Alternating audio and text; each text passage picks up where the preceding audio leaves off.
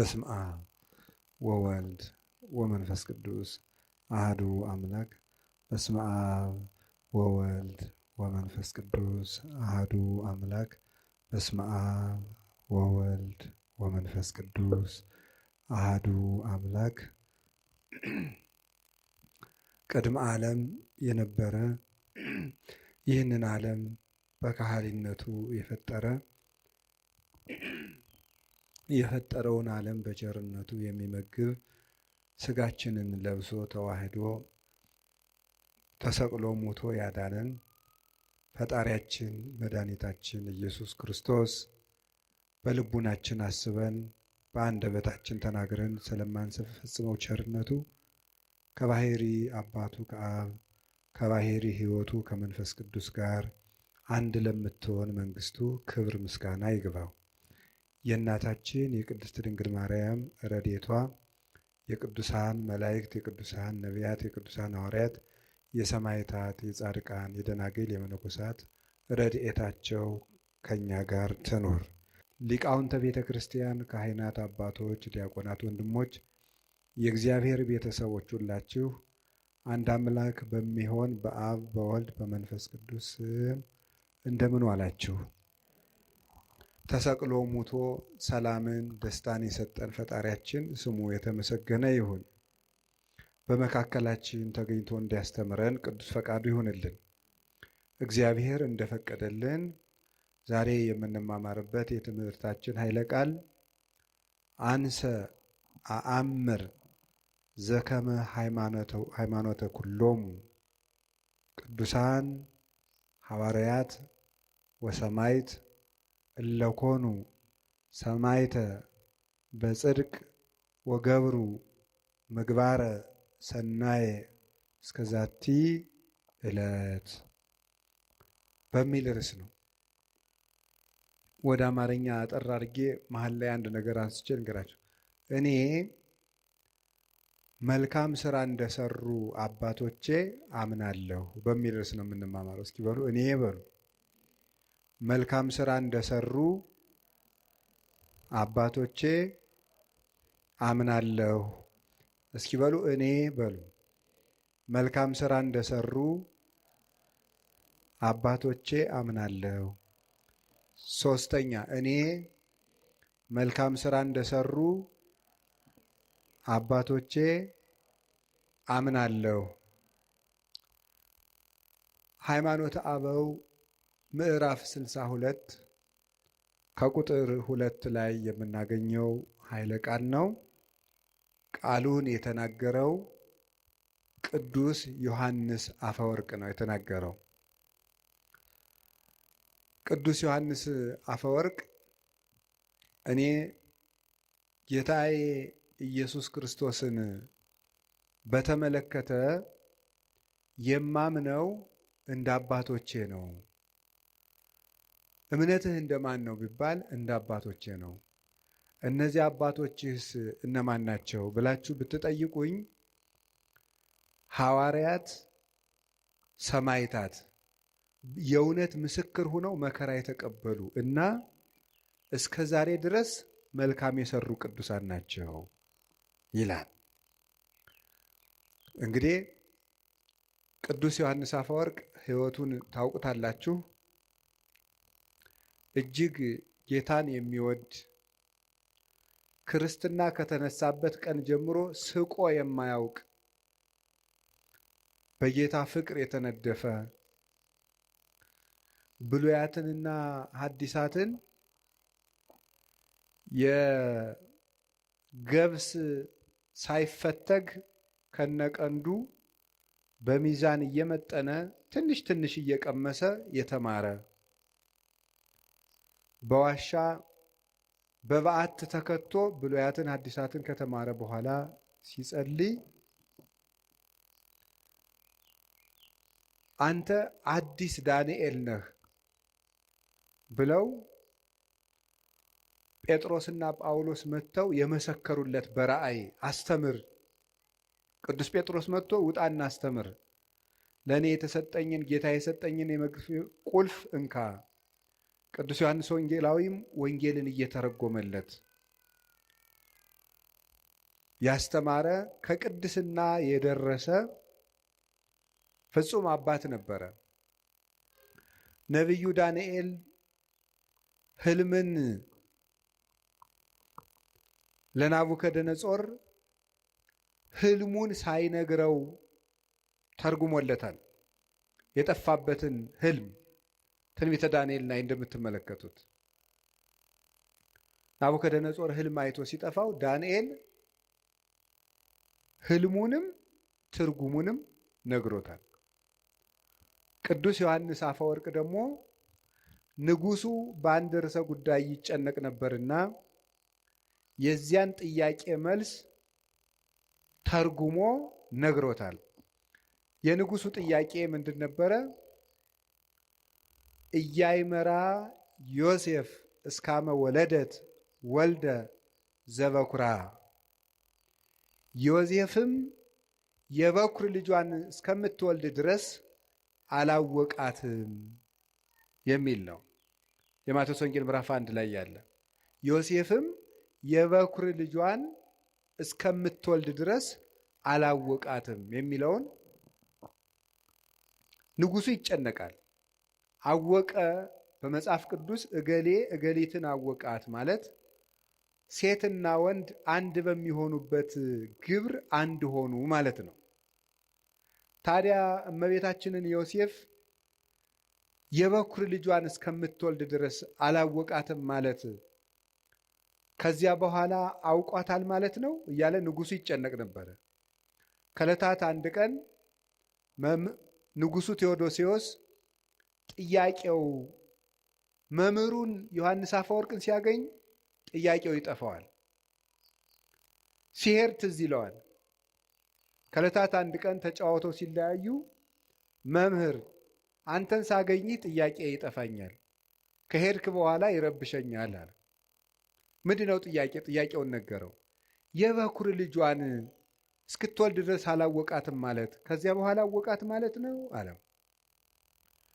አይ አይደለም፣ እስክትወልድ አላወቃትም የተባለበት ምክንያት እመቤታችን ጌታን የወለደች ዕለት 5 ነገሮችን አይቶ ዮሴፍ የአምላክ እናት መሆኗን ተረዳ ማለት ነው። እስከዚያ ድረስ ግን አላወቃትም። ቢነገረውም አምላክ ከዚያ በፊት ሰው ሆኖ ስለማያውቅ ዮሴፍ ያንን መረዳት የሚችልበት አቅም አላገኘም ነበረ። የልደት ዕለት ግን ሰብአ ሰገል መጥተው ሲገብሩ፣ እረኞች ሲያመሰግኑ፣ መላእክት ሲያመሰግኑ፣ ብርሃን በቤተልሔም ሲገለጥ፣ ኮከቡ በሁለት መንገድ እየተጓዘ ሲመጣ አይቶ ኮከቡ መጥቶ እመቤታችን ከወለደችበት ላይ መጥቶ ሲቆም አየ። ሰብአ ሰገል 3 ነገሥታት መጥተው ሲገብሩለት አየ። ብርሃን ቤተልሔምን ሲሸፍናት አየ። እረኞች የሰማይ ምስጋና ተገልጦላቸው ሲያመሰግኑ አየ። መላእክት ከሰው ጋር ወርደው ሲያመሰግኑ አየ። ይህንን እስከሚያይ ድረስ አምላክን እንደወለደች አላወቀም ነበረ። ይህንን ነው ያላወቀው እንጂ ከወለደች በኋላ አወቀ ማለት አይደለም። አወቀ የሚለው 2 ይተረጎማል። አባ ጊዮርጊስም ይናገራል። አይመራሰ ዘሀበ ክሌፍ እና ይተረጎም። አወቃት የሚለው በ2 ይተረጎማል። ሀበ አይምሮ ወእያይምሮ፣ በማወቅና ባለማወቅ። ሀበ ሩካቤ ወኢሩካቤ፣ ወይም ወንድና ሴት አንድ በመሆናቸውና ባለመሆናቸው ይተረጎማል። በእውቀት ይተረጎማል።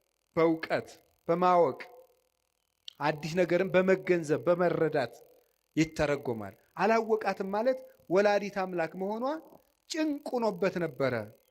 ስትወልድ ግን ተረጋገጠለት ማለት ነው። በዚያውም ላይ ፍጻሜ የሌለው እስከ ነው። ዳርቻ የሌለው እስከ። ይኸውም ይታወቅ ዘንድ በመጽሐፍ ቅዱስ ፍጻሜ ያለው እስከና ፍጻሜ የሌለው እስከ አለ። ለምሳሌ እስከ አመ ትብሉ ቡሩክ ዘይመጽእ በስመ እግዚአብሔር፣ በእግዚአብሔር ስም የሚመጣ የተባረከ ነው እስከምትሉ ድረስ ሲል እስከ ይናገራል። ከዳን እስከ ቤርሳቤ ሲል እስከ አለው ወሰን ያለው ነው። ኢተመይጠ ቋ እስካመ ነትገ ማያ አይህ የጥፋት ውሃ እስከሚጎድል ድረስ ቁራው አልተመለሰም ነበር። ከዚያ በኋላ ተመለሰ ማለት አይደለም፣ ፍጻሜ የሌለው እስከ ነው። ኢወለደት ሜልኮል እስካመ ሞተት ሜልኮል እስከምትሞት ድረስ አልወለደችም። ከወለደች በኋላ ከሞተች በኋላ ወለደች ማለት አይደለም፣ ፍጻሜ የሌለው ሰው። እገሌ እስከሚሞት ድረስ ንስሐ አልገባም ቢባል ከሞተ በኋላ ንስሐ ገባ ማለት አይደለም። ይህ ፍጻሜ የሌለው እስካለ ይህንን ለመግለጥ ነው ብሎ ተረጎመል። ዳንኤል ለናቡከደነጾር የጠፋበትን ህልም እንደተረጎመለት አንተም የጠፋብኝን ጥያቄ ተርጉምህልኛል፣ አዲሱ ዳንኤል ነህ ብሎ የተናገረለት ከጀርባው የነበረችው የእመቤታችን ስዕልም ሰናየ ተናገርከ ዮሐንስ አፈወርቅ፣ ሰናየ ተናገርከ ዮሐንስ ልሳነ ወርቅ፣ አንደበትህ የጠራልህ ዮሐንስ ሆይ በጎ ተናግረሃል ብላ ስዕሊቱ አንደበት አውጥታ እስክትመሰክርለት ድረስ የደረሰ አባት ነበረ። ብሉያቱን ሐዲሳቱን ሲተረጉም የቅዱስ ጳውሎስን መልእክታት በሚተረጉምበት ጊዜ ቅዱስ ጳውሎስ ራሱ ተገልጾ እጁን ጭኖበት ይውል ነበር። በአካል በሚጽፍበት ጊዜ ቅዱስ ዮሐንስ አፈወርቅ ሹመት የማይወድ ፍጹም አባት ነው። ቅስና ሊሾም በተባለ ጊዜ ለጓደኛው ለባስሌዎስ ሲነግረው እኔ ካህን መሆን አልፈልግም አለ። ቄሱን ሲባል ቅስና ለማምጣት ካህን መሆን አልፈልግም። ለምን? ሁለት ምክንያቶችን ቢያንስ ልንገራቸው። እሱ ከዘረዘራቸው ጌታ ቅዱስ ጴጥሮስን ከትንሣኤ በኋላ ተገልጦ የዮና ልጅ ስምዖን ሆይ ትወደኛለህ ሆይ ካለው በኋላ ጌታ ሆይ እንድወድህ አንተ ታውቃለህ ባለው ጊዜ እኔን የምትወደኝ ከሆነ ለፍቅር ምልክት በጣም ብዙ ጊዜያትን ጹም፣ እኔን የምትወደኝ ከሆነ መሬት ላይ ተኛ አላለውም። ያለው በጎችን ጠብቅ ነው ይላል። ካህን መሆን ማለት የክርስቶስን በጎች መጠበቅ ነው። ለክርስቶስ የምናሳየው የመጨረሻው ፍቅርም በጎቹን መውደድና መጠበቅ ነው። እኔ ለዚህ አደራ የምበቃ ሰው አይደለሁም። በዚያውም ላይ አስበው የሚያድሩ በጎችን መጠበቅ አልችልም። ክርስቶስ የሞተላቸውን በጎች አስነጥቃለሁና ብሎ እምቢ ብሎ ተገዶ የተሾመ ሰው ነው። ዛሬው ደግሞ ተመልከቱ፣ ተገዶ እንኳን ከዚያ በላይ ያለውን ኤጲስቆጶስነት፣ ጳጳስነት፣ ፓትርያርክነት ሊመኘው ይቅርና ቅስና እንኳን አይገባኝም፣ እንዴት የክርስቶስን በጎች እኔ መጠበቅ እችላለሁ ብሎ ጵጵስና ደግሞ ከዚያ በላይ ያለ ዕዳ ነው። አባ መቃሪዎስ የሚባል አባት ጳጳስ ሆኖ ለእናቱ ሂዶ የው ጳጳሱኝ እናቴ አለችው አላት። እንዲሁ ነከማይህ ሙተ ተገንዘህ ባይህ ይሻለኝ ነበር አለችው። ለምን እናቴ ሲላት ቀድሞ የምትጠየቅ በራስህ ኃጢአት ብቻ ነበር፣ አሁን ግን በሕዝብ ኃጢአት ጭምር ትጠየቃለህ አለችው። ሰዎች አንረዳው። ቅዱስ ዮሐንስ አፈወርቅ እንዲህ አለ ርኅሩህ፣ ድሃ የሚወድ የድሆች ጠበቃ፣ የምጽዋት አባት፣ ፊት አይቶ የማያዳላ፣ የፈለገው ሁሉ እንዲያገኘው በከተማው መሃል ፓትርያርክ ሆኖ ብቻውን ሲመላለስ የሚገኝ፣ ለአንዲት ድሃ መሬት ብሎ የቤተ መንግሥት ነገሥታትን የሚገስጽ እውነተኛ የቤተ ክርስቲያን አባት፣ አንደበቱ የጠራለት ነገሩ የተከናወነለት ፍጹም አባት ነው። የቤተ ክርስቲያን ሽልማት ነው። በአማን አፈወርቅ በአማን አፈ ጳዝዮን ዘያሰረግዋ ለቤተ ክርስቲያን በምድር አሳቲሁ፣ ቤተ ክርስቲያንን በድርሰቶቹ የሚያስጌጣት የሚሸልማት እውነትም አፈ ዕንቁ አፈ ማር ነው ይለዋል አባ ጊዮርጊስ። መናፍቃንን የሚለያቸው ቆርጦ የሚጥላቸው አፈ መጥባይት፣ ለምእመናን በስብከቱ መራራውን ክህደት የሚያርቅላቸው አፈ ሶከር አፈ መዓር ነበር ይላል። ከቃሉ ጋር ናቸው። በጣም ፍጹም መምህር ነው ቅዱስ ዮሐንስ አፈወርቅ። እግዚአብሔርን መስሎ ያስተማረ እና እሱ ሲናገር ስለ እምነት ከጠየቃችሁኝ መከራ እንደተቀበሉ አባቶቼ መልካም እንደሰሩ አባቶቼ አምናለሁ አለ። ይኸው እሱም አባቶቹን መሰለ። እምነት ደብዳቤ ከሆነ ምግባር ደግሞ ማህተም ነው። አልቦ ዘያነጤኒ እስመ ማኅተመ ሥጋሁ ለክርስቶስ እጸውር በሥጋዬ። ቅዱስ ጳውሎስ ሲናገር ገላትያ ምዕራፍ 6 ላይ ሲናገር የክርስቶስን ማህተም በሥጋዬ ተሸክሜያለሁና ማንም አያድክመኝ ይላል። የክርስቶስ ማህተም ያለው በክርስቶስ ስም መከራ መቀበል ነው።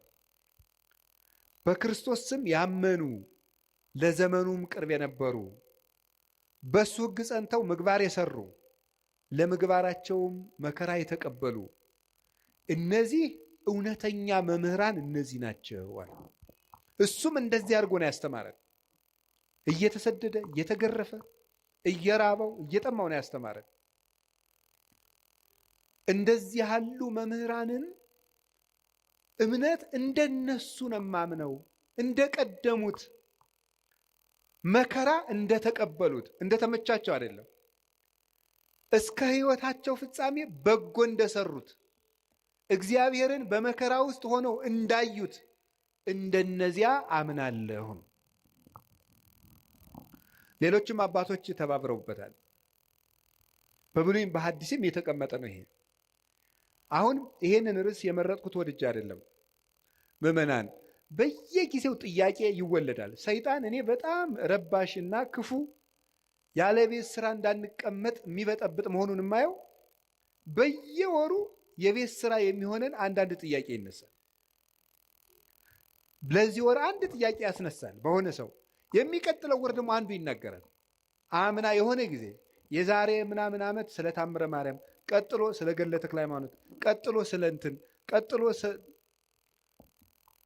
እና እናንተ ይሄ ሁሉ ጥያቄ በተነሳባችሁ ቁጥር ምንድን ነው ማድረግ ያለባችሁ ነው መንገድ የፈለግኩት እሱ ነው።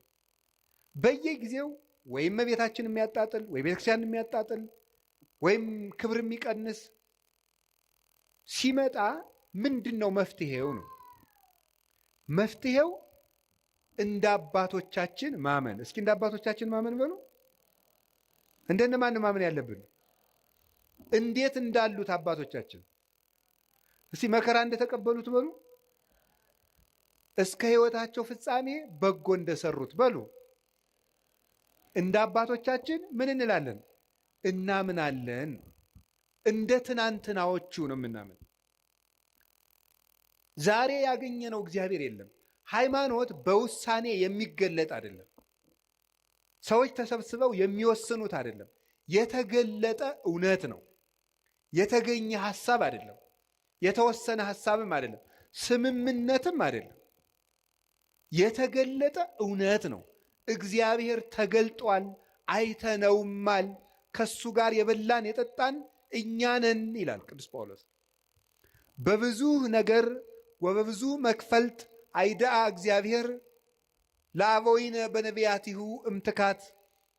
እግዚአብሔር በብዙ ኅብረ ትንቢት፣ በብዙ ኅብረ መልክ፣ በብዙ አነጋገር፣ በብዙ ጎዳና ለአባቶቻችን በነቢያት ከቀድሞ ጀምሮ ተናገረ። ወለነሰ በዳሃሪ መዋይል ነገረነ በወልዱ ወቦቱ ፈጠሮ ለኩሉ ወረሰዮ ወራሴ ኩሉ ዘውቱ ጸዳለ ስባቲሁ አምሳለ አራያሁ ዘይእህዝ ኩሎ በኃይለ ቃሉ።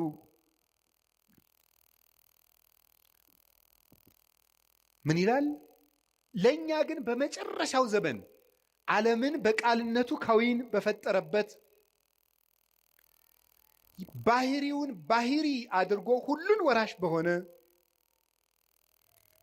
የአብ ባህሪው በሆነ የአብ የክብሩ ጸዳል በሆነ አምሳለ አራያሁ በመልክ የሚመስለው በባህሪ የሚተካከለው ዘይዝ ኩሎ በኃይለ ቃሉ ሁሉን በእጁ በያዘ በአንድ ልጁ ተናገረን ይላል። በአንድ ልጁ ተናገረን። እሱም ወለሊሁ ገብረ በአካለ ህላዌሁ በዘያነጽ ኃጣዊነ እሱም በገዛ ደሙ ኃጢአታችንን ካነጻ በኋላ ወነበረ በየማነ እበዩ ዘበሰማያት በግርማው ቀኝ ተቀመጠ እስመ ብሂለ ነቢር ያእምር ሀበ ዘኢተልእኮ ተቀመጠ ማለትም ተልእኮ የለበትም ማለት ነው ይላል ቅዱስ ዮሐንስ አፈወርቅ ሲተረጉመው ዕብራውያን ምዕራፍ 1 ከቁጥር 1 እስከ 3 ያለውን። ስለዚህ እግዚአብሔር ተገልጧል። አንደኛ ዮሐንስ ምዕራፍ 1 ላይ ምን ይላል? ንሕነ ንነግረክሙ ንዜንወክሙ በይንተ ነገረ ሕይወት ዘሃሎ እምቅድም ዘሰማይናሁ ወዘርእይናሁ ወዘገሰሳሁ እደዊነ። እኛ ግን በጆሮአችን የሰማነውን በዓይናችን ያየነውን በእጃችን የዳሰስነውን የሕይወትን ቃል እንነግራችኋለን ይላል። እግዚአብሔር ተገልጧል። እግዚአብሔር አብ በልጁ ተገልጧል። እግዚአብሔር መንፈስ ቅዱስ በወልድ ተገልጧል። እግዚአብሔር ወልድ አብን ሰብኮናል፣ መንፈስ ቅዱስን ሰብኮናል። እሱን አይተን አብን አይተነዋል፣ መንፈስ ቅዱስን አይተነዋል። ለእግዚአብሔር እሰ አልቦ ዘርእዮ ግሙራ አላ ውእቱ ወልድ ኃይል ዛሃሎ ውስተ እጽናሁ ውእቱ ነገረነ። እግዚአብሔርን ያየው አንድስ እንኳ የለም፣ በቅፉ ያለ በእሪናው ያለ አንድ ልጁ እሱ ነገረን እንጂ ተብሎ እንደተነገረ ዮሐንስ 1 ቁጥር 18 ላይ እግዚአብሔር ወልድ እግዚአብሔር አብን እግዚአብሔር መንፈስ ቅዱስን እንድናውቅ ነግሮናል። እውነት ተገልጧል፣ ሕይወት ተገልጧል። ነይነሰ ነአምር ከመ መጽአ ወልደ እግዚአብሔር ወሀበነ ልበ ከመ ናእምሮ ለእግዚአብሔር በጽድቅ ወሃለውነ በአሚን በወልደ እግዚአብሔር ዘውቱ እግዚአብሔር ዘበአማን። እኛ ግን የእግዚአብሔር ልጅ እንደመጣ እግዚአብሔርን እናውቅ ዘንድ ልብ እንደሰጠን እናውቃለን። በእግዚአብሔር ልጅ በማመንም እስከ ዛሬ ድረስ አለን። እርሱም እውነተኛ የባሕሪ አምላክ እግዚአብሔር ነው። አንደኛ ዮሐንስ ምዕራፍ 5 ቁጥር 20 ላይ እግዚአብሔር ወልድ ተገልጧል። ያንን የተገለጠውን እውነት ነው የምንኖረው። ሃይማኖት ወስነን አናውቅም። ሃይማኖትን ተስማምተን አልሰራንም። ሃይማኖትን ፈልገን አልተገኘንም። ሃይማኖት ተገልጦልን የያዝ ነው። ከዚህ በኋላ ሌላ መምህር አይመጣም። የመምህራን ማህተም ኢየሱስ ክርስቶስ ነው። መምህራችን ኢየሱስ ክርስቶስ ወይ ሲባል በቅዳሴ ያልሰማችሁ? የመምህራን ራስ የመምህራን ማህተም እሱ ነው። ሰው ሁሉ ቢያስተምር ወደ ክርስቶስ ለመድረስ ነው። ሌላ ትምህርትም የለም። አልቦ ዘይክል ሳርሮ ዘእንበለ ዘተሳረረ ከተመሰረተው መሰረት በቀር ሌላ መመሰረት የሚችል ማንም የለም። ያንን የተገለጠውን እውነት እንዴት አድርገን ነው የምናገኘው? ማን የሚናገረው ነው እውነት? አንዱ አንዱን ይለናል፣ አንዱ አንዱን ይለናል። የማን ነው እውነት? የማን ነው ትክክል? ትናንትን ስናይ እውነትን ማወቅ እንችላለን። ትናንትን ስናይ በኦሪት ዘዳግም ምዕራፍ 32 ቁጥር 8 ላይ እንዲህ የሚል ቃል አለ። ተዘከሩ መዋዕለ ትካት ወለበው ዓመታተ ተዘከሩ መዋዕለ ትካት፣ ያለፈውን ዘመን የቀደመውን ዘመን አስቡ። ወአመታተ ወለብው ዓመታተ፣ የቀድሞዎችንም ዓመታትንም አስተውሉ። ተሰአሎ ላቡከ ወይነግረከ፣ አባትህን ጠይቀው ይነግርሃል። ወለሊቃውንቲከ ይዜንውከ፣ ሊቃውንትንም ጠይቃቸው ያስተምሩሃል። የቀደመውን ዘመን እስራኤል ሆይ አስብ ይላል። እንደ ትናንት ነው የምንኖረው። እግዚአብሔር የትናንትና አምላክ ነው። ዛሬ እኛ ፈልገን ያገኘ ነው አይደለም። ስለዚህ በትናንትናው መሰረት ላይ ቁመን ስንፈትሸው ሁሉ ገለባ እየሆነ ይገኛል፣ እየቀለለ እናገኘዋለን። ግድ የላችሁ ምዕመናን፣ ከባድ ጭንቅ ክደት ለቤተ ክርስቲያን እንግዲህ የሚመጣ ክደት የለም። የትናንትናው ነው እየታደሰ ብቅ የሚል አንዳንድ ቀን ትናንትና እነ አርዮስ የተካዱት እነ ንስጥሮስ የካዱት ሌሎች ያሉት ነው የሚመጡት፣ ሌላ አይመጣም። ለትናንትናው ክደት የትናንትናው ክደት ዛሬ የሚመጣ ከሆነ መድኃኒቱ ምንድን ነው? የትናንትናውን መልስ ማወቅ ለዛሬው ክደት መድኃኒት ነው። የዛሬው ክደት ነገ የሚመጣ ከሆነ የዛሬውን መልስ ማወቅ ለነገው ክደት መድኃኒት ነው። እውነቴን ነው የምነግራችሁ፣ ጌታ እስከሚመጣበት ድረስ አዲስ ክደት አይመጣም። የሚመጣው ክደት ሁሉ ትናንት የተካደው ነው። ያንን ራሱን እያሻሻለ የሚመጣ አሁን አንተ በቅተህ ነው ነቢዩ ነህ ነው እንደዚህ አይመጣም የምትል ልትሉ ይችላል። የሰው ሕሊና መቼስ እረፍት የለው አይደል? መቼስ እኔ በቅቻለሁ አላልኩም ጌታዬ። እያልኩ ያለሁት ምን ማለት ነው? ክህደት እየታደሰ ይሄዳል እንጂ ሁሉም ክህደቶች ተክደዋል። እግዚአብሔር የለም ከተባለ ተብሎ ነበር። ድንግል ማርያም እንዲህ ናት ተብሎ ማለት ከሆነ ተብሎ ነበር። ትናንት የተባለ ሁሉም ተብሏል። ያ ግን ዘመናትን ትውልዱ ረስቶታል ተብሎ ሲታሰብ ይቆይና ሰይጣን ብቅ ያደርገዋል። የዚያን ጊዜ ሆ ብለን እንደነግጣለን። ግን አዲስ ነገር የለም። እንዳትታወቁ ከፈልጋችሁ ትናንትን እወቁት። እግዚአብሔር በኦሪት ዘዳግም እስራኤል ታሪክህን እወቅ ነው። ታሪክህን እወቅ እንዳትጠፋ። የትናንትናውን ዘመን ጠይቅ። ማን ነው የምትጠይቅ? አባቶችህን ጠይቃቸው ይነግሩሃል አለ። በምግባር የወለዱህን በተግባር የወለዱትን ላመኑት እምነት በተግባር የኖሩትን የትናንትናዎችን አባቶች ጠይቁ። ሊቃውንትን ጠይቃቸው ይነግሩሃል። የትናንትናዎችን ሊቃውንት ባልኩ እንግዲህ እኔን ማለት አይደለም፣ ወይም እገሌን ማለት ወይ አባ ገሌን አይደለም፣ ወይ መጋቢ ሐዲስ ገሌን እያልኩ አይደለም። የትናንትናዎችን ሊቃውንት ከሕይወታቸው ጋር የኖሩትን ጠይቋቸው። መጽሐፋቸው አለላችሁ። ለምን የምትሸበሩት? አለ እኮ ለሁሉ ነገር አባቶቻችን እነሱ መከራውን ገፈታ ቀምሰው ለእኛ ሁሉን ነገር ሰርተውልን ሄደዋል። ቅዱስ ጳውሎስስ ምን አለን? ጌታ በመኃልየ ዘሰሎሞን ደግሞ የተናገረው ንገራቸው። እመሰ ኢያእመርኪ ሰናይት እማንስት፣ አንቺ ከሴቶች ሁሉ ያማርሽ ሆይ ራስሽ ማወቅ ከተሳነሽ፣ አንቺ ራስሽ ካላወቅሽ፣ የኔ መንገድ ከጠፋሽ፣ ጻኢ ውስተ ሰኮና ሆሙ ለመሬት፣ የመንጋዎችን ሰኮና ተከትለሽ ውጪ አለ። የመንጋዎችን ተከተለ። ወራእይ ማሕፃ አይጣሊኪ ውስተ አይጻዳቲሆሙ ለኖሎት። አንቺ ከሴቶች ይልቅ ያማርሽ የሚላት ማን ነው? የክርስቲያን ነፍስ ነው። ስለ ሴት አይደለም እያወራሁ ያለሁት። ከሴቶች ሁሉ ያማርሽ የክርስቲያን ነፍስ ሆይ አለ። ለጊዜው ለእስራኤል ነው እንደሚላቸው። አንቺ ራስሽ የኔን መንገድና ትክክለኛውን የእምነት ዕውቀት ማወቅ ካቃተሽ፣ ጻኢ ውስተ ሰኮና ሆሙ ለመሬት፣ የመንጋዎችን ሰኮና ተከትለሽ ውጪ አለ። የኔ መንጋ የነበሩትን ለነሱ የነቢያትን ነው። ለእኛስ ሐዋርያውያን አበውን የሰማይታትን የሊቃውንት የነሱን ሰኮና ተከትለ ስትመጣ እውነተኛውን ጎዳና ታገኘዋል። ወራእይ ማሕፃ ጣሊኪ ውስተ አይጻዳቲሆሙ ለኖሎት፣ የፍየል ግልገሎችሽንም በረኞቹ ድንኳን አጠገብ አሰማሪያቸው ማለት ልጆችሽን በነቢያት ጉባኤ፣ በሐዋርያት ጉባኤ፣ በሊቃውንት ጉባኤ በጉባኤያቸው ዳርቻ አውያቸው ይላል። ዳርዳሩን የሚሮጥ የፍየል ግልገል ለቀበሮ ሆኖ መቅረቱ አይቀርም። ከእረኞቹ ድንኳን ያራቀ ግልገል ግን ማንም አይነጥቀውም። ድንኳኑ አልተፈታም፣ ጉባኤ ቤት አልተፈታም። እኛ እንደ እኔ ለራሴ የሌሎችን መምህራን አላውቅም። እኔ ለራሴ የአባቶቼ ሕይወት የለኝም። የአባቶቼ ትምህርት ግን አለኝ። እግዚአብሔር የገለጠልኝ ነገር ገለጠልኝ የምለው ዛሬ አየሁት ሰማሁት የምለው የለኝም። የተገለጠላቸውን መምህራን ትምህርት ግን ሳልቀንስ አስተምራለሁ። ጉባኤ አለ፣ መለካት እችላለሁ፣ መመዘን እችላለሁ። የምናገረው ነገር በአንደኛው ክፍለ ዘመን ሊቅ ይመዘናል። በነ ቅዱስ ኢሬኔዎስ በነ ቅዱስ አግናጤዎስ መጽሐፋቸው አለ፣ ምስክር ነው።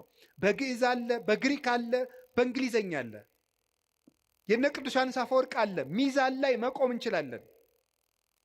እኔ የማስተምረው ትምህርት ትናንት ያስተማሩትን ነው። ይህንን ሰው አባቶቻችን እኛ ላይ እምነት ካጣችሁ ትናንትን ፈልጉ። የእውነቴን ነው።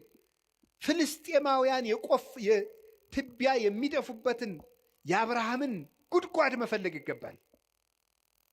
እንደ አባታችን እንደ ይስሐቅ ሲቆፍር አባቶች ሲደፍኑበት መጨረሻ የአብርሃምን ውሃ አገኘው። ይህ በእውነተኛው የሐዋርያዊ ምንጭ ላይ ትቢያ የሚነሰንሱበት ፍልስጤማውያን ናቸው፣ የእግዚአብሔር ወገን ያልሆኑ መናፍቃን ማለት ነው። አንተ ግን ጉድጓን እስከምታገኘው ድረስ ቆፍር። ትናንትኔ ሂዱ የቅዱስ ሄሬኔዎስን መጽሐፍ እስኪ አንብቡት። እስኪ መጽሐፍ እኮ አለላችሁ፣ ሞልቶላችኋል። ኤጌኔስ ዘሄሬሲስ የሚል መጽሐፍ አሁን አለላችሁ፣ አንብቡት። ሂዱና በእንግሊዝኛ አለ፣ ተምረናል ትላላችሁ። እስኪ አንብቡ ሂዱና እመቤታችን ምን እንደሚላት ጌታ ምን እንደሚለው ሂዱና አንብቡት። የነ ቅዱስ አግናጢዎስን መጽሐፍ እዩት አለላችሁ። አይድ ቁጭ ብሎ እኮ ነው እንዴ መጽሐፍ ቅዱስን እነሱ መጽሐፍ ቅዱስ ከጠቀስክ እኮ መጽሐፍ ቅዱስ የሰበሰበውን ሊቅ ትምህርት ማመን አለብህ። መጽሐፍ ቅዱስን በጥብቅና የጠበቀው ቅዱስ ሄሬኔዎስ ነው። ቅዱስ ሄሬኔዎስ ሰብስቦ እንዲጠረዝ ያደረገው መጽሐፍ ቅዱስ እየጠቀስክ ሄሬኔዎስ የሚያምነውን ክርስቶስ፣ ሄሬኔዎስ ያመናትን ማርያም እንደ ሄሬኔዎስ ማስተማር አለብህ። ትናንትን ነው የምናየው ዘመዶች። ግልገሎችሽን በረኞቹ ድንኳን አጠገብ አሰማሪ። ልጆቻችሁን የት ነው የምታሰማሯቸው ዛሬ? እውነቴን ነው። ጉባኤያችሁን ፈልጉ፣ መምህሮቻችሁን እወቁ። ጉባኤ ቤት እኔ የጉባኤ ቤት መምህር ስለሆንኩ አይደለም፣ ጉባኤ ቤት ስለሚባል ነገር እወቁ። የእውነቴን ነው የምነግራችሁ። መምህሮቻችሁን ማወቅ አለባችሁ። አጥኑ እስኪ። የኢትዮጵያ ቤተክርስቲያን የትምህርት ሰንሰለቷ ምንድን ነው ብላችሁ እስኪ ጠይቁ። አንድ ሰው በአንድ ዘመን ላይ የሆነ ትምህርት ይዞ ብቅ ሲል በምንድን ነው የምንለካው? በትናንት። ትናንት ስንል ሉተርም ትናንት ነው፣ ሊዮንም ትናንት ነው 451 ላይ። ግን ከዚያ በፊት የነበሩት ከዚያም ቀጥሎ ያሉት የትናንትናውን ያረሱ የትናንትናውን ያረሱ ሲሄድ ከነቢያት ሰንሰለት የሚደርስ እንደዚያ የሆነ እንደሆነ ነው። ቅዱስ ጳውሎስ ደግሞ ምን አለ? ተዘከሩ መኳንንቲክሙ ዘነገሩክሙ ቃለ እግዚአብሔር። የእግዚአብሔርን ቃል የነገሯችሁን ዋኖቻችሁን አስቡ። እነማንን አስቡ?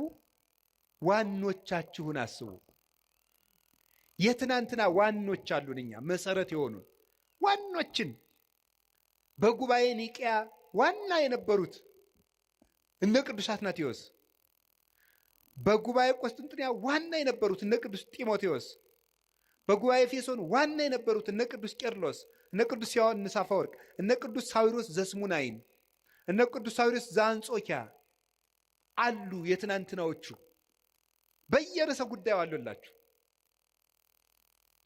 የሚያበጥሯት እመቤታችን የባህሪያችን መመኪያችን፣ ትምክህታችን፣ ምልክታችን እንደሆነች ንስጥሮስን ጳጳሱን ቁጭ አድርጎ የሰበከው የቅዱስ ጵሮቅለስ ትምህርት ወይም የቅዱስ ኤራቅሊስ ትምህርት አለላችሁ።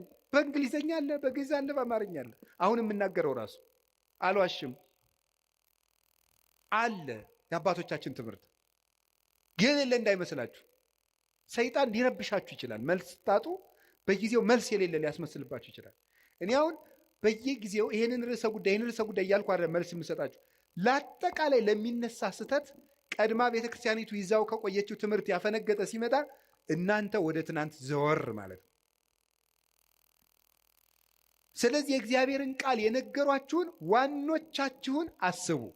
ዕብራውያን 13:7 እንዳትረሱ። ዋኖቻችሁን አስቡ። ችግር ሲገጥማችሁ ዋኖቻችሁን አስቡ። ዋና መሰረቶቻችን እንዴት ነው ዋኖቻችን የምናውቀው? እንዘትርእዩ ሰናየ ግዕዞሙ፣ መልካሙን ስራቸውን እያያችሁ ምሰሏቸዋል። መልካሙን ስራችሁን እያያችሁ ምሰሏቸው። ለእምነታቸው የኖሩ ናቸው። እምነት ሲከብዳቸው፣ ተግባር ሲከብዳቸው በእምነት ያመካኙ አይደሉም። ክርስቶስን ለመውደዳቸው ምግባር መስራት ሲያቅታቸው ክርስቶስ ስለሚወደኝ ምግባር አያስፈልገኝም የሚሉ ለስጋቸው ጠበቃ የቆሙ አይደሉም። ራሳቸውን ዘንግተው ለክርስቶስ የኖሩ ልክ ቅዱስ ጳውሎስ ገላትያ ምዕራፍ 2 ቁጥር 20 ላይ አንሰ ኢሃሎኩ ወበሕይወተ ክርስቶስ ሃሎኩ፣ እኔ አሁን ሕያው ሁኜ የለውም በእኔ የሚኖረው ክርስቶስ ነው ይላል። እኔ በሕይወት የለውም በእኔ የሚኖረው ክርስቶስ ነው ይላል ቅዱስ ጳውሎስ። ራሳቸውን ትተውት ጨርሰውት ክርስቶስ በእነሱ የሚኖርባቸው የክርስቶስ ሰሌዳ የሆኑ ቴዎዶስዮስ ዘአንጾኪያ የሚባል ሊቅ ጳውሎስ ዘይትናገር ቦቱ ክርስቶስ፣ ክርስቶስ የሚናገርበት ጳውሎስ ይለዋል። ክርስቶስ የሚናገርበት ጳውሎስ እኔ ያለ የለሁም፣ በእኔ የሚኖረው ክርስቶስ ነው። አባት የምንለው ይሄንን ነው። እንግዲህ ሰው ሲጠፋ ነው እኛም አባ እየተባልን ያለው። አባት የምንላቸው እነዚህን ነው። ምዕመን ሽጠው እንጀራ የሚያጠራቅሙትን አይደለም፣ ራሳቸውን ሽጠው ትውልድ የሚያተርፉትን ነው። እነዚህ ናቸው አባቶቻችን የትናንትናዎቹ፣ ለቤተ ክርስቲያን የኖሩ ለምዕመናን ራሳቸውን ቤዛ አድርገው የሰጡ። ቅዱስ ዮሐንስ አፈወርቅ ንግስቲቱ የድሃ መሬት ቀምታ ስታስቀድስ የድሃ መሬት ሳትመልሽ ማስቀደስ አትችይም ማለት አልመልስም ማለች። ካልመለሽ ታዲያ አንቺ የምድር ርስት ቀምተሽ የሰማይ ርስት ታገኛለህ ማለት አትችይም። እግዚአብሔር የፍትህ አምላክ ነው፣ እንዳትቆርብ ያውግዤሻለሁ አለ። አሰድድሃለሁ አለችው። አሰድጅኝ፣ የፈለግሽውን አድርጊ። ስታሰድደው ምን እንዳደረገ ታውቃላችሁ? እሱ ምን አለ? ኧረ እባካችሁ ዮሐንስን ተው በሉት አሰድደዋለሁ ስትል፣ ይልቁንስ ስታሰድደኝ በሌሊት እንድታሰድደኝ ነው ንገሯት። ምዕመናን መምህራችን አናሰድድም እያሉ ከእሷ ጋር ጠብ ገጥመው እንዲሞቱብኝ አልፈልግም ማለት። እንዲህ ነበሩ መምህሮቻችን። ደጋፊ የሚያደራጁ፣ ቲፎዞ የሚያደራጁ፣ እኔ ተነካው ውጡልኝ የሚሉ አልነበሩም። መምህሮቻችን እነ ቅዱስ ቄርሎስ እነ ቅዱስ ዮሐንስ አፈወርቅ ለበጎቻቸው የሚሞቱ ነበሩ። እነዚህ ናቸው መምህሮቻችን። እነዚህን ነው ማሰብ። ማን እንደላከው የማይታወቀው ሁሉ ሐሳብ አመጣ ቁጥር መረበሽ የለባቸውም። መምህሮቻችን እነዚህ ናቸው።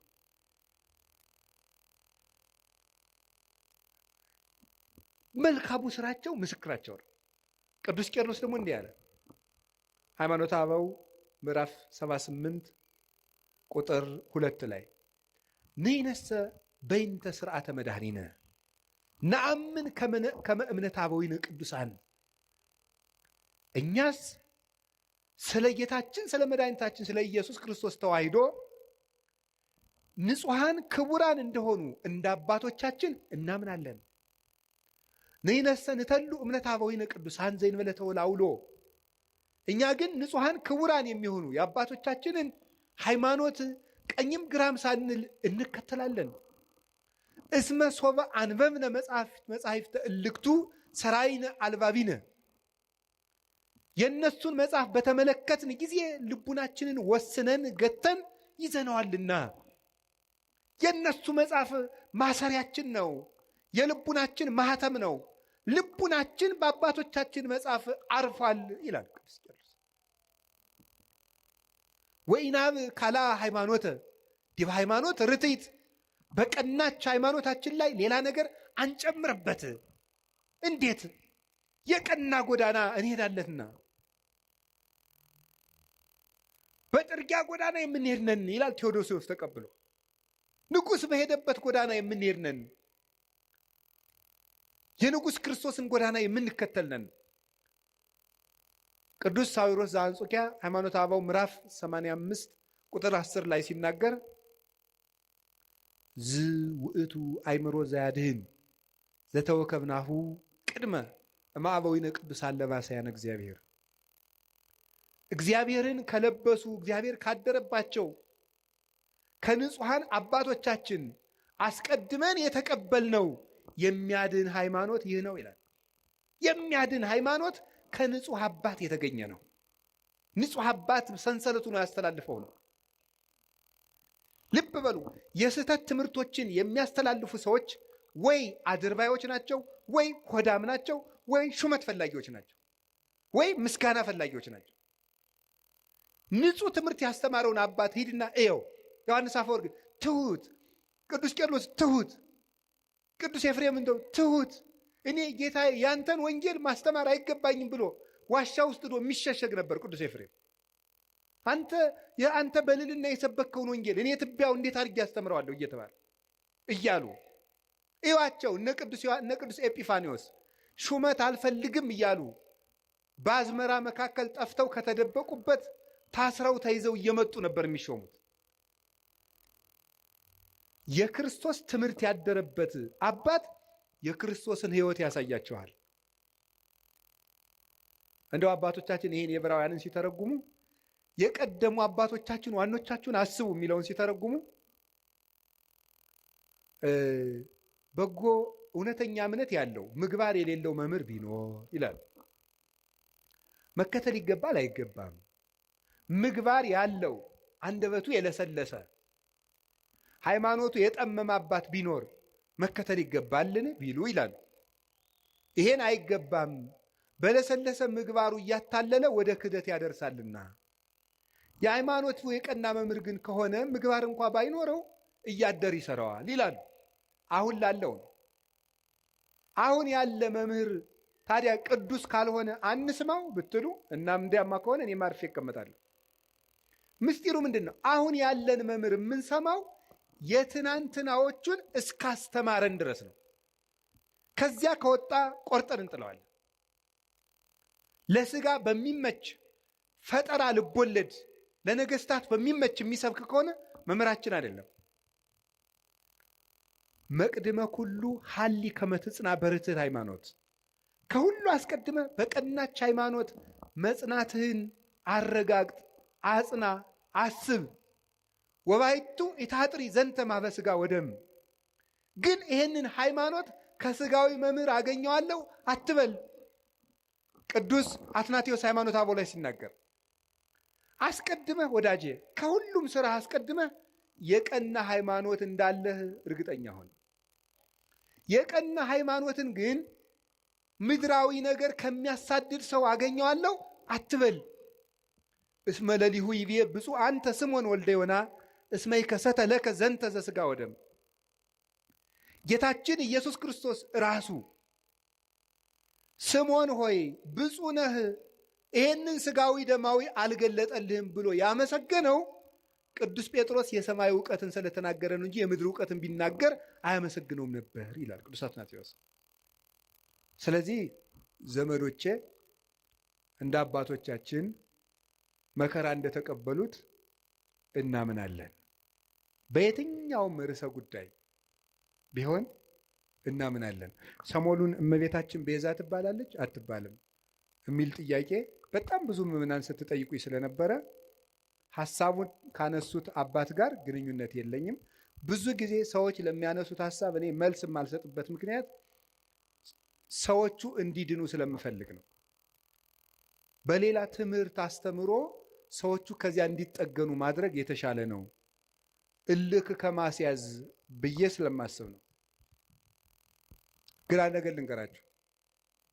እኔ አሁን እመቤታችን ቤዛ ትባላለች አትባልም የሚለውን መልስ ከመመለሴ በፊት እንዲህ ያለ ጥያቄ ሲመጣባችሁ ምንድነው ማድረግ ያለባችሁ? ቅድም የነገርኳችሁ ምንድነው ማድረግ ያለባችሁ?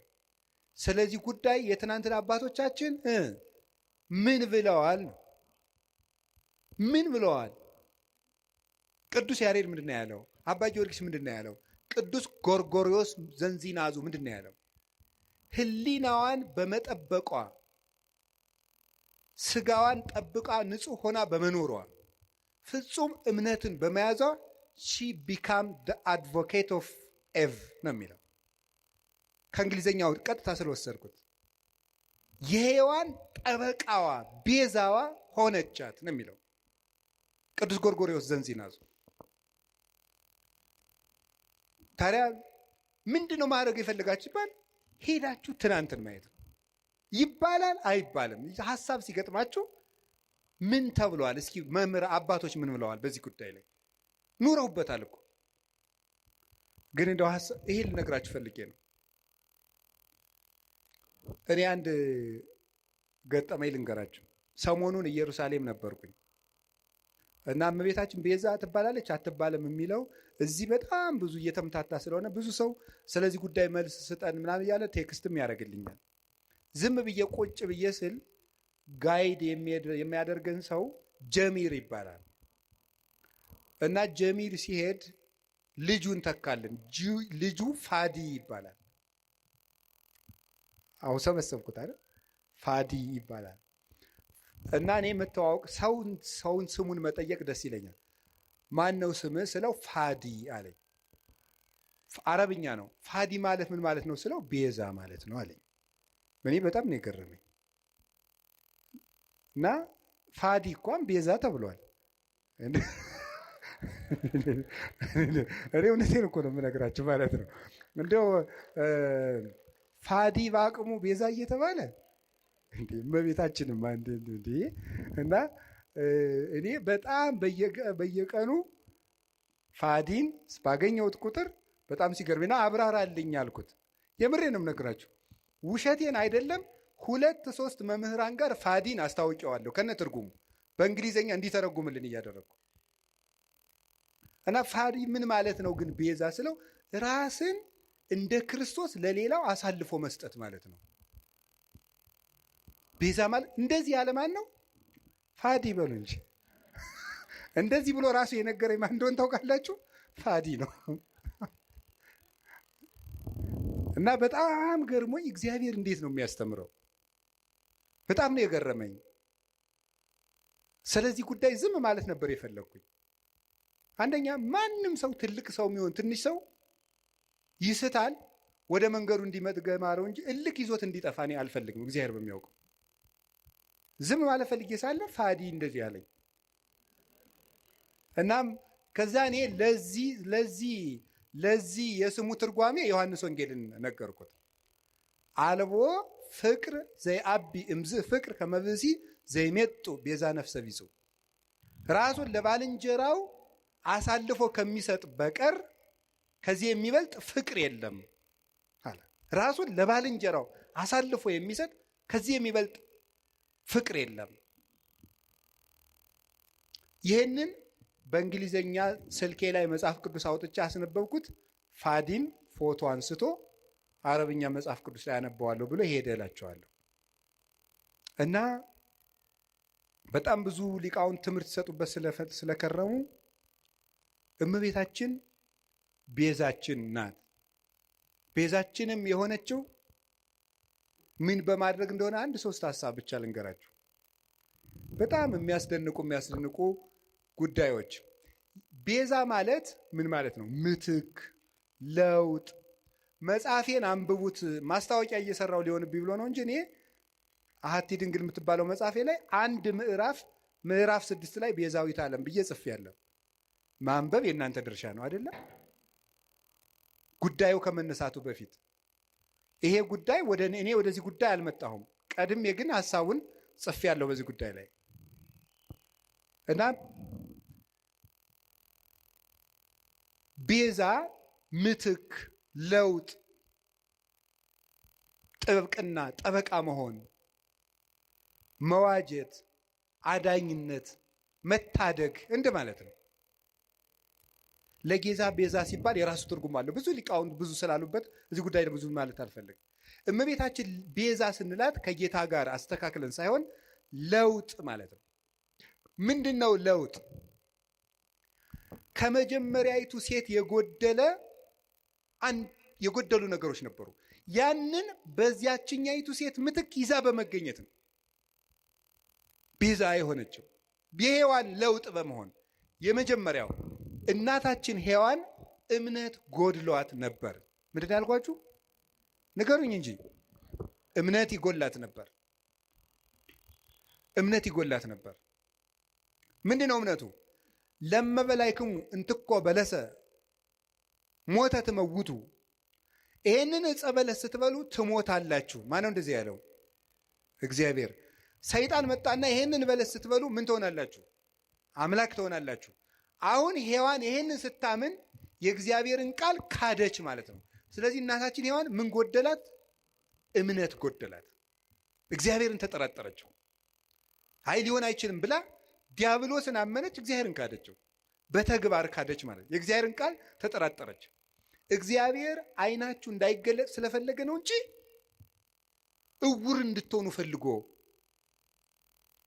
እግሩናችሁ እንዲቀሩ ፈልጎ ነው እንጂ ስለምትሞቱ አይደለም ብሎ ዲያብሎስ ሲነግራት አሃ ነው ብላ የእግዚአብሔርን ሐሳብ ተጠራጥራ የዲያብሎስን ተቀበለች። አሁን የመጀመሪያይቱ ሴት እምነት ስላጣች በዚያ እምነት ማጣት ምክንያት ሞት ወደዚህ ዓለም ገባ። ከዚያስ ሁለተኛይቱ ሔዋን ድንግል ማርያም ምን አደረገች? እግዚአብሔርን ትወልጃለሽ፣ የምትወልጂው በድንግልና ነው አላት። ይሄ ነገር እንዴት ነው ሊሆን የሚችለው ብላ ጠየቀች። እኔ ወንድ አላውቅም። ቅዱስ ጎርጎርዮስ ዘንዚናዙ ይህን ሲተረጉመው ወንድ አላውቅም ማለት እስከ ጭራሹ ከወንድ ጋር የመኖር ሐሳብ የለኝም ማለቷ ነው ይላል። ሌሎችም ቅዱስ አትናቴዎስ፣ ቅዱስ ቄርሎስ ተርጉመውታል። ሶስቱም እስከ ፍጻሜው ድረስ ሕሊና የራሱ የታተመ ነው ማለቷ ነበረ። ታዲያ ምን አለ? ለእግዚአብሔር የሚሳነው ነገር የለም ማለት። ለእግዚአብሔር የሚሳነው ነገር የለም። ተወልጃልሻል፣ እንደ ቃልህ ይደረግልኝ። ልብ በሉ፣ ዛሬ አምላክ ሰው ከሆነ በኋላ ሰዎች ሁሉ እንዴት አምላክ ይሆናል እያሉ ማመን አቅቷቸዋል፣ ታምር ከተደረገ በኋላ። ድንግል ማርያም ግን ሆኖ የማያውቅን ምስጢር ለመጀመሪያ ጊዜ ያመነችው የመጀመሪያይቱ ምእመን ናት። የመጀመሪያይቱ አማኝ ሆኖ የማያውቅን ምስጢር። እስራኤል ባህር ቢሸገሩ አይደንቅም። ይሄ ኖህ በውሃ ላይ ሲንሳፈፍ ስለተነገረ እናውቀው የለም።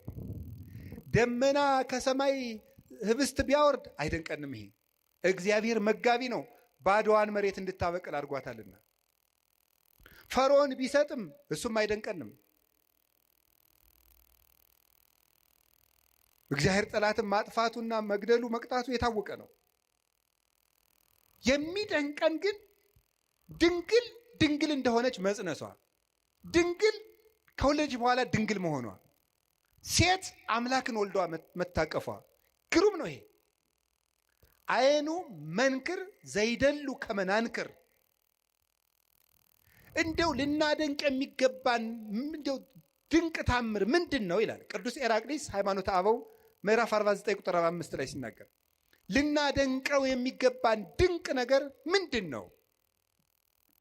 ሰማይኑ ዘአዝነመ ህብስተ፣ ሰማይ ዝናምን ያዘነመ ሰማይ ነው የሚደንቅህ? ወሚመ አምላክ ዘለብሰ ሥጋ፣ ወይስ ሰው የሆነ አምላክ ይደንቅሃል? በትርኑ ባሕርኑ ዘተከፍለ ከመያንሶሱ ውስቴቱ፣ እስራኤል እንዲሻገሩበት የተከፈለ ባህር ይደንቅሃልን? ወሚመ ድንግል ዘወለደት ዘይንበለ ዘር ወምድረ ወለደት ተረክበ ማኅተመ ድንግልናሃ፣ የተከፈለው ባህር ያስደንቅሃል? ወይስ ያለ ዘር የጸነሰች ያለ ወንድ ዘር የወለደች ከወለደች በኋላ ድንግልናዋ ታትማ የምትኖር ሴት ትደንቅሃለች? አንተ አይሁዳዊ ለመትብለኒ ምንቱ ውእቱ ታምራት ዘተገብረ በኀቤክሙ፣ በእናንተ ዘንድ የተደረገ ታምራት ምንድን ነው? እስኪ ታምር ንገረኝ።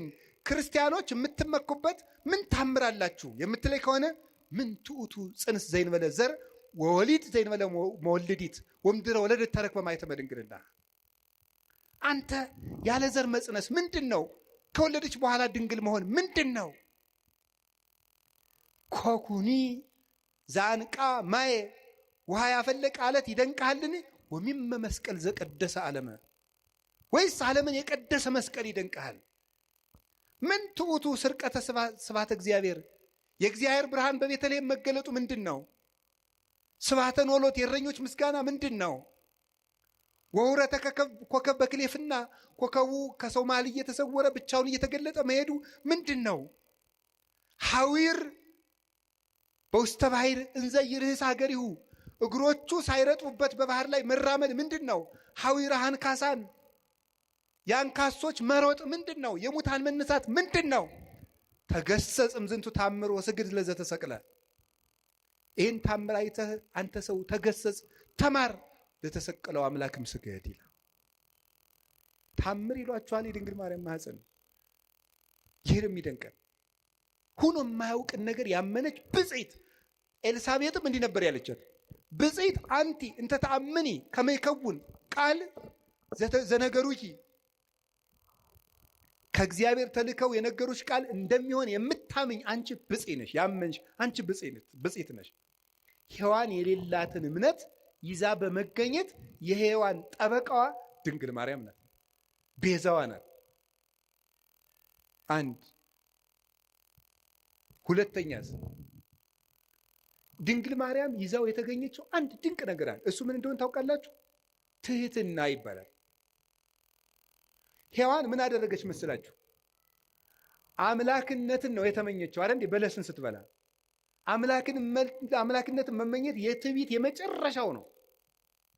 ድንግል ማርያም ከዛሳ ሊቃውንት ሲተረጉሙላሉ መስላችሁ?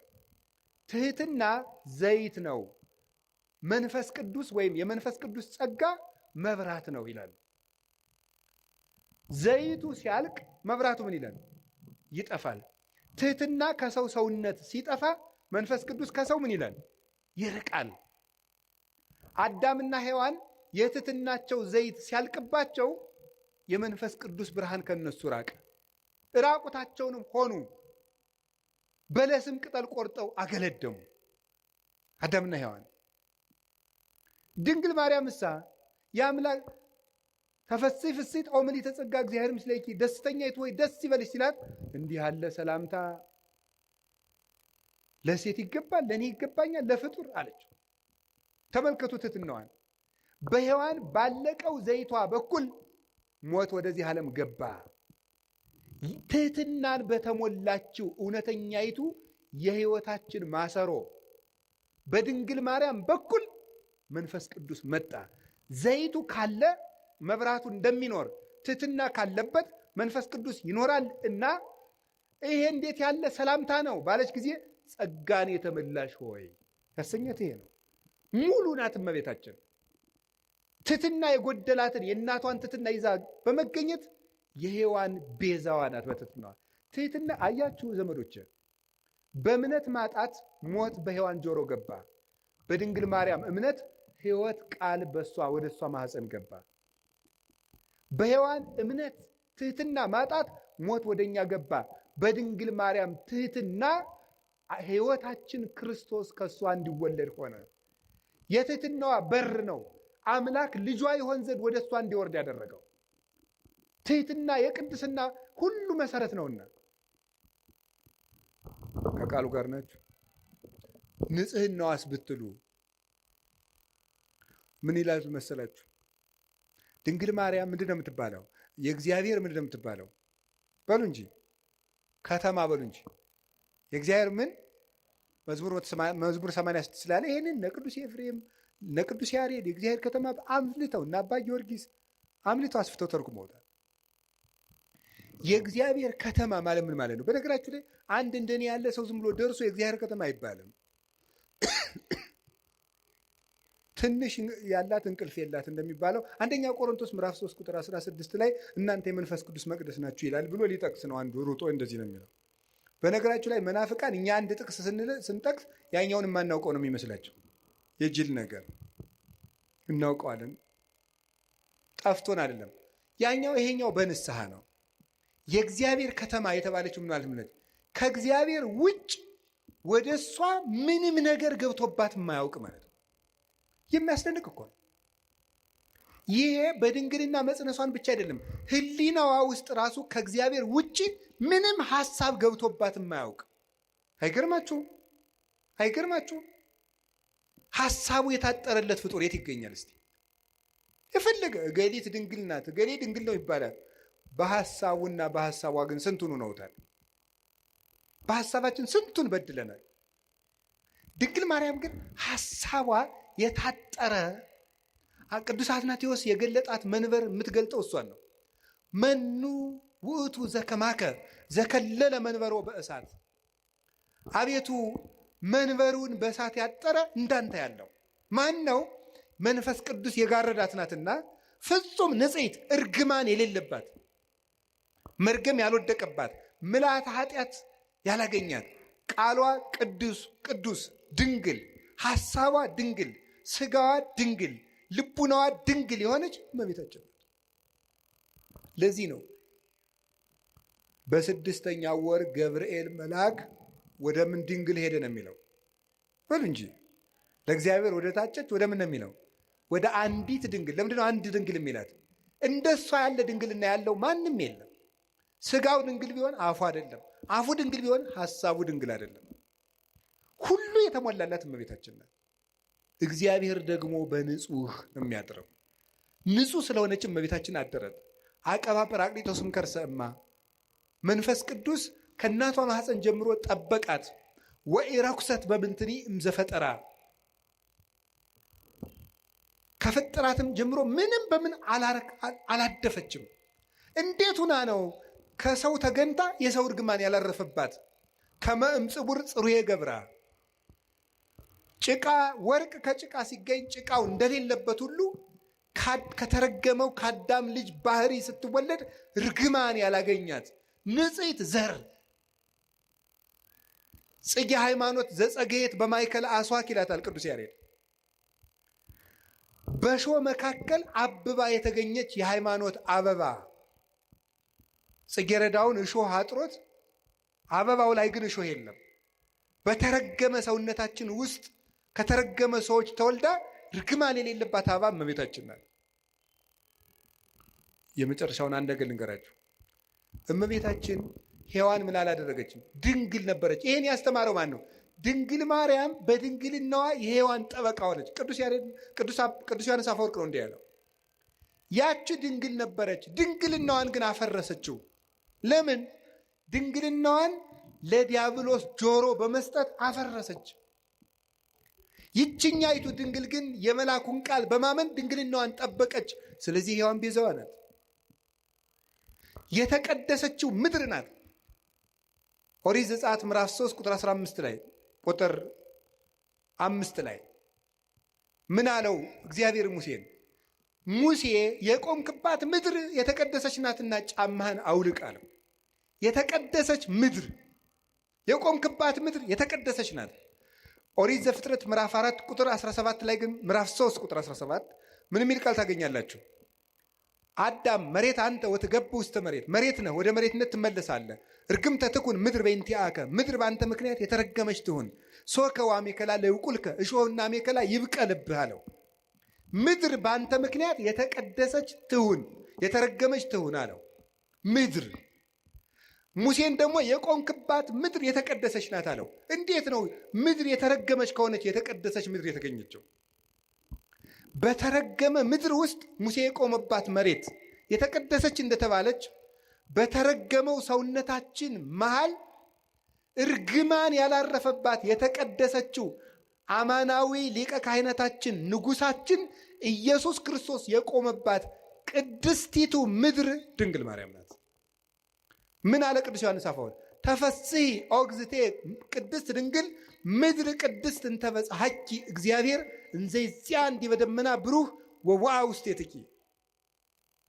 እግዚአብሔር በብሩህ ደመና ተጭኖ መጥቶ በማኅፀንሽ ያደረ ቅድስት ምድር እመቤቴ ማርያም ሆይ ደስ ይበልሽ አላት። ለዚህ ቅድስት ምድር ርግማን የሌለባት ሰውነቷን ንጹሕ አድርጋ ጠብቃ ያቀረበች እሷ ናት።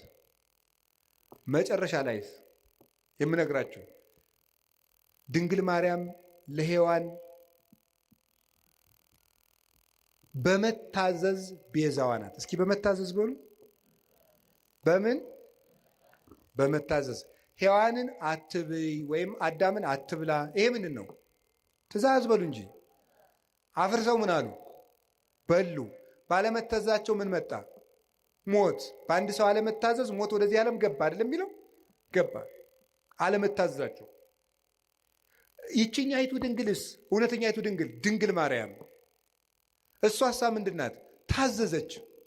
አምላክን ትወልጃለሽ፣ እሺ ይደረግልኝ። መታዘዝ። ቀጥሎስ ልትወልድ 9 ወር ሞልቷት ልትቆጠሪ መንገድ ሂጂ፣ እሺ። እንዴ እምትወልጂው ንጉሥ ነው ታብዬ ሲያበቃ የምድር ንጉሥ ሊቆጥረኝ መሄድ ምንድን ነው ያላለች? እሺ ብላ የታዘዘች። እሺ ወልዳሳ ሲያበቃ ወደ ግብፅ ሂጅ። እሺ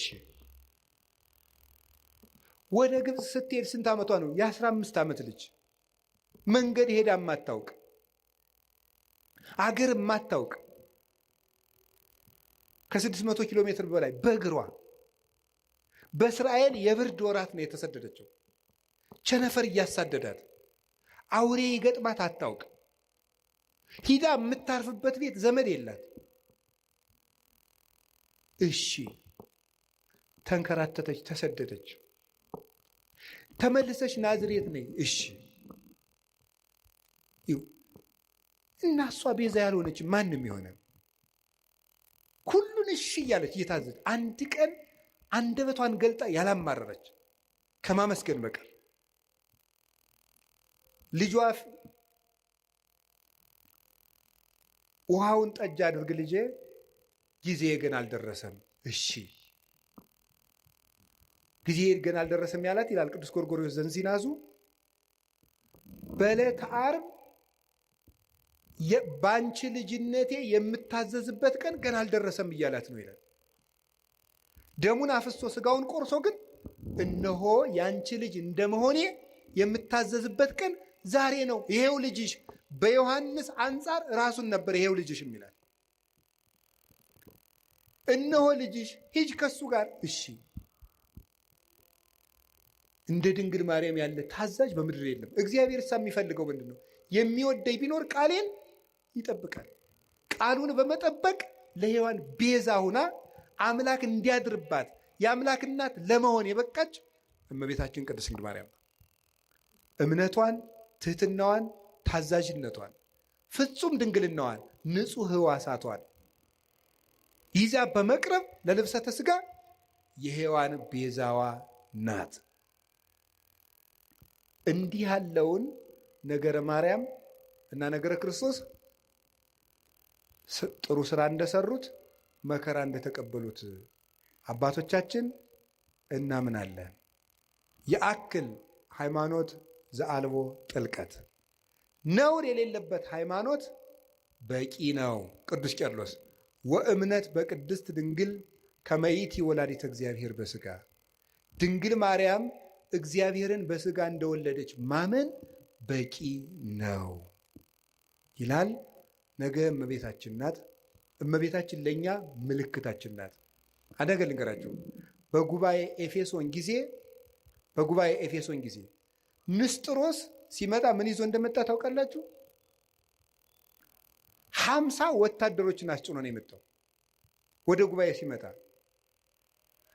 ቅዱስ ቄርሎስ ወደ ኤፌሶን ሲሄድ ምን ይዞ ነው? ወላዲተ አምላክ የሚል ጽሑፍ እንደ ታፔላ ጽፎ ከጳጳሳት ፊት ለፊት አድርጎ ነበር የደረሰው። ወላዲተ አምላክ፣ ወላዲተ አምላክ፣ ወላዲተ አምላክ የሚለው ቃል ለእኛ ምልክታችን ነው። ነፃ ስንወጣ ጌታችን ኢየሱስ ክርስቶስ ከመስቀሉ ስር የሰጠን የነፃነት ማህተም የሆነ ምልክት የሆነ ስም ነው ወላዲተ አምላክ የሚለው።